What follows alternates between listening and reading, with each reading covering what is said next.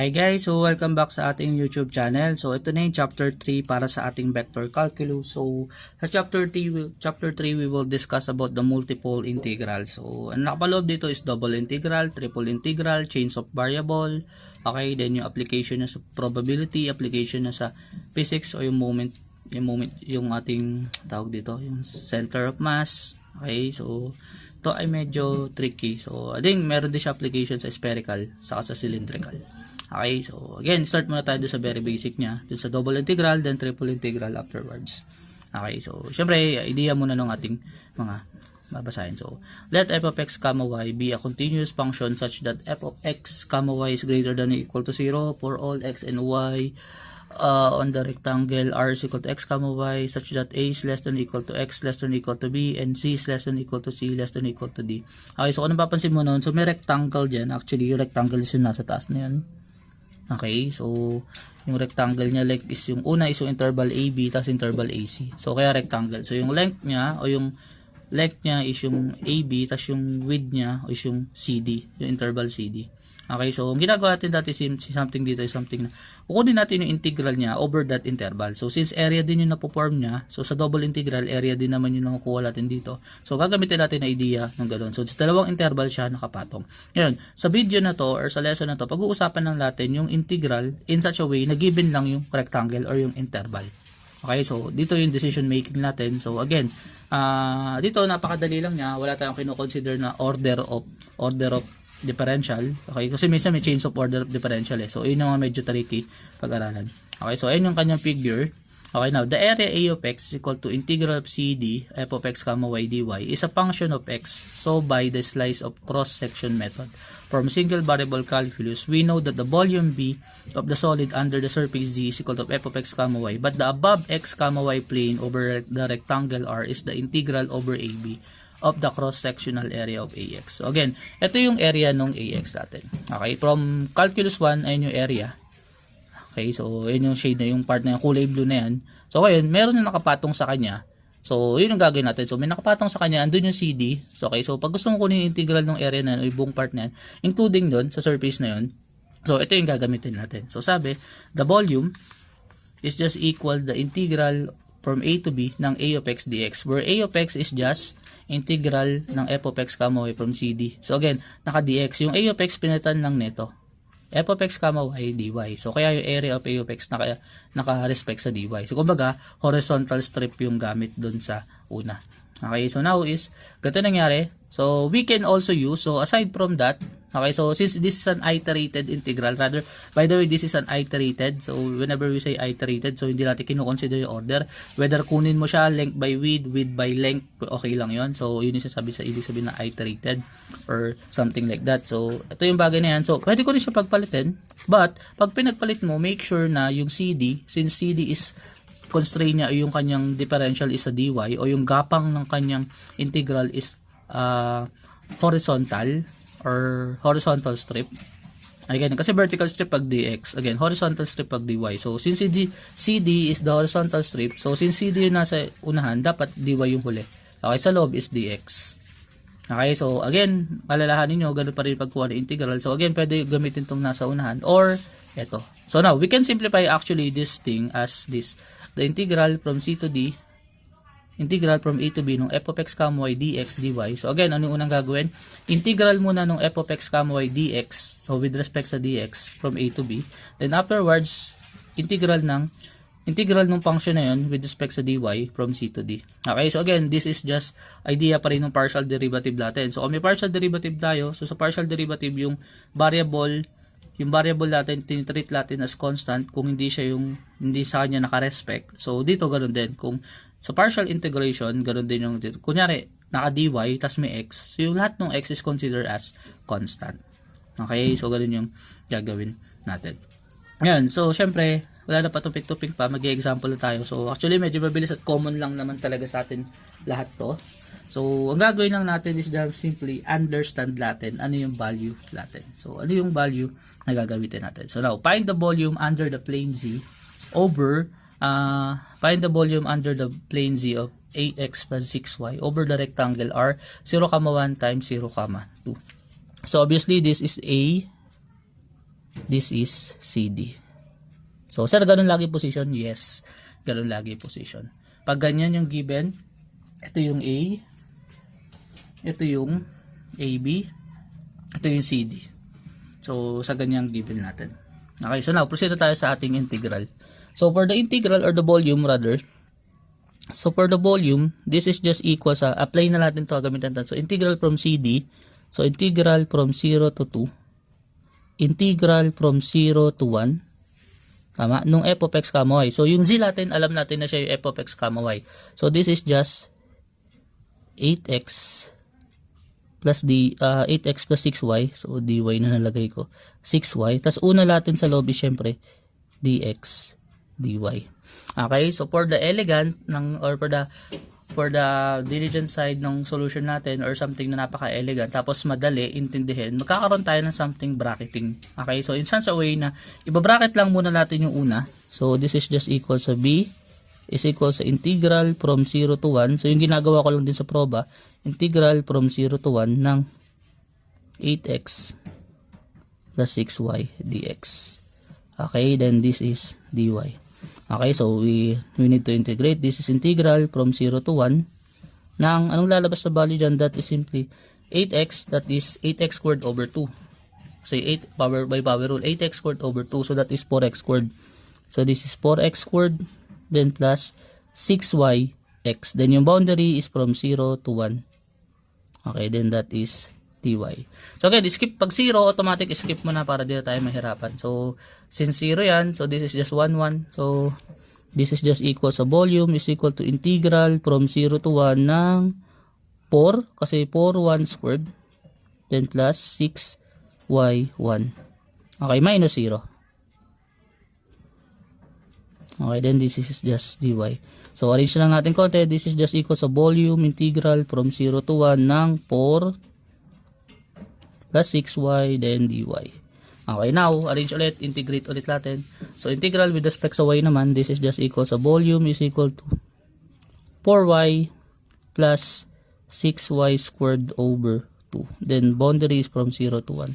So, obviously, this is just equal sa 4 times 1. So, ito yung una. 4 times 1 plus 3 times y squared. So, y squared to, no? So, 3 times y squared. So, this is 1 square.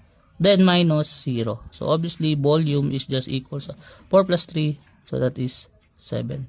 So, this is 7 cubics. Oh, sorry. So, this is 3y. Yun, nagbago. Nasulat ko. 2.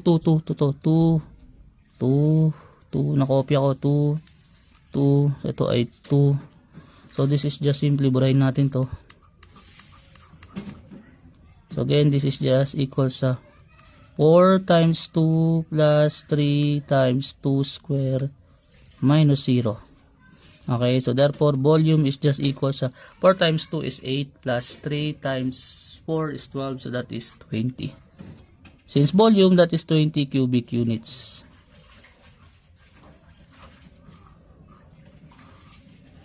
Okay, so, yan yung pagkuha. So, another example. So yun, buti na lang magagaling kayo at madali ko siya maturo. Naturo ko naman na siya actually, kaya medyo dali na rin. Okay, so ito yung basic part lang talaga nitong chapter na to. So find the volume B under the surface C of e raised to x plus y over the rectangle R 2/3, 1/2. So, 2 2/3 tuloy. 2, 3 and 1, 2. So that is interval 2, 2, 3 and interval 1, 2. Okay, so pasensya na, kamali sir. Okay, so we have the volume.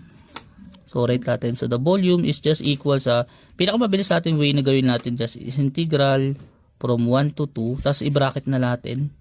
Integral from 2 to 3.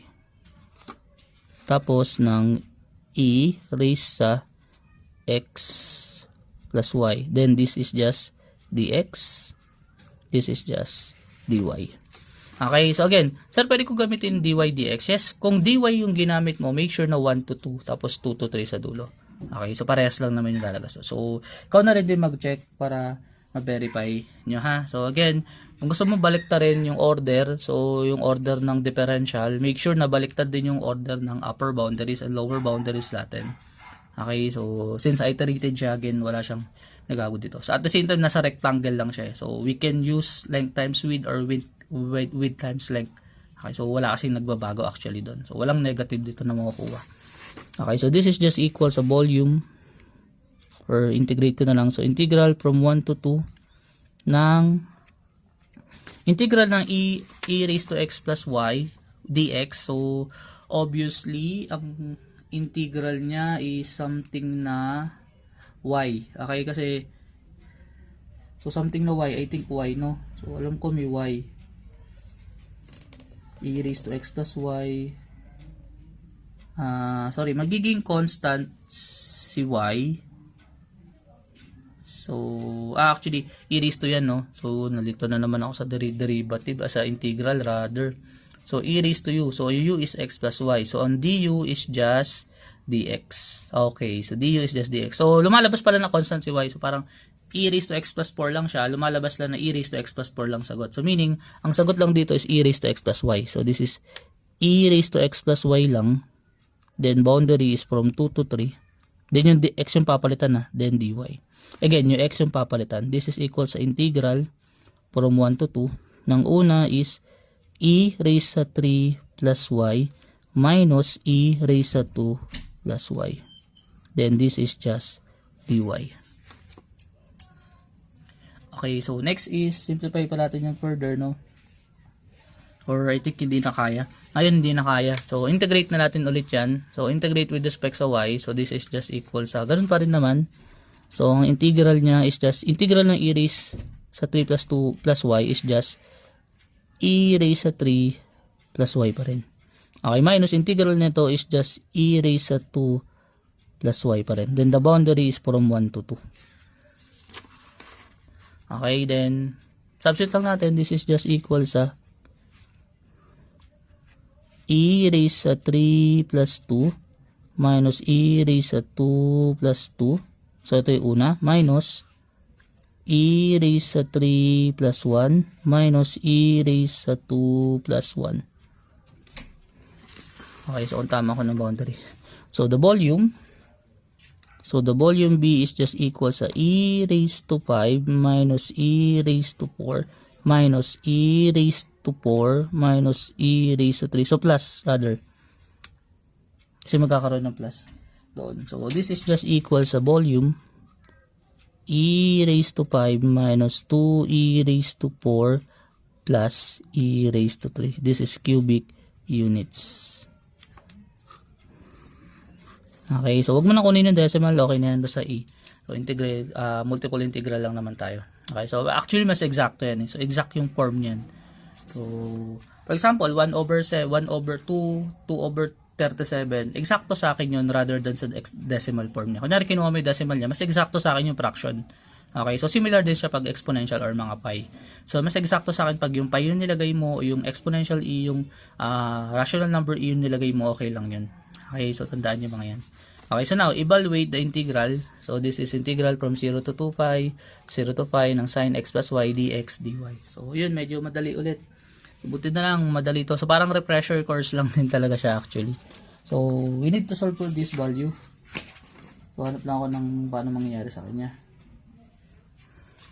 Okay, so we start with this. So this is just the integral from 0 to 2 pi. So since hindi volume yung sinabi, hindi volume pagkakabanggit, hindi mo kailangan lagay na b, tas yung cubic unit sa loob.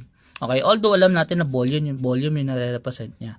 Okay, so this is just equal sa integral from 0 to pi ng sin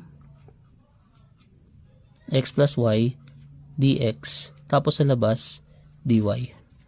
Okay, so unahin natin yan. This is just equal sa integral from 0 to 2 pi ang lalabas dyan is integral ng sine is negative cosine. Okay, so pagkakalala ko, integral ng sine is negative cosine x plus y. So walang mangyayaring mag-chain rule something. So this is negative cosine ng x plus y. This is from 0 to pi. So this is just dy. Okay, then substitute lang natin. This is just integral from 0 to 2 pi. Ang value niya is just negative cosine ng yung x pinapalitan. This is pi plus y. Then negative of negative, this is plus. cosine ng 0 plus y. Then this is just dy. Okay, so simplify lang natin further. This is just equal sa integral from 0 to 2 pi ng negative cosine ng pi plus y plus cosine y. Okay, then this is just dy. Okay, so may bato sa ilalim Kapal naman ng buko na yun. Kaya ng buko yun. Hindi ko alam po ano yun So this is just next integral with respect sa y. So this is just simply integral ng cosine is, note that integral ng cosine is sine. Okay, again, integral ng cosine is sine. So integral ng negative cosine is negative sine actually. So this is just negative sine. So this is just negative sine pi plus y. Then integral pa rin ito is plus sine y. Then yung boundary is from 0 to 2 pi. Okay, so substitute lang natin. This is just equal sa una negative sine ng pi plus 2 pi. Okay, then plus sine 2 pi. Minus, this is just negative sine ng pi plus 0. Then plus sine 0. Okay, so obviously substitute natin siya in terms of radian. So yung negative sine 3 pi, obviously negative sine 3 pi, alam natin na siya ay, so this is just negative sine 3 pi. Then sine 2 pi plus sine 2 pi. So sine 2 pi is 0, I guess. Then minus or plus sine 2 pi. Then minus sine 0. Okay, so this is just yung sine natin, yung sine 3 pi natin is negative. So that is isang revolution plus isang 180, that is sine. So sine is 0 kasi negative 1, 0 siya magpopol. Again, negative 1, 0 siya magpopol yung sine 3 pi kasi yan ay isang revolution plus another 180. So nasa 180 siya, yung coordinate dun is negative 1, 0, yung sign dun is 0. So this is just negative 0. Negative 0, then sine 2 pi is just 0. Plus another 2 pi is just 0. Okay, na sine 0 is just 0. Actually, so this is just minus 0. So therefore, this is just 0. Okay, so napaka simple niya. Okay, so that's all for this video. This is just a refresher. So again, yung naturo ko dyan, maybe yung bago sa inyo dyan is yung ganito. Pag ganito yung binigay natin na coordinates, ano yung gagawin mo. Okay, so again, thank you for watching. Hoping na panoorin po yung mga next video sa ating Calculus 3.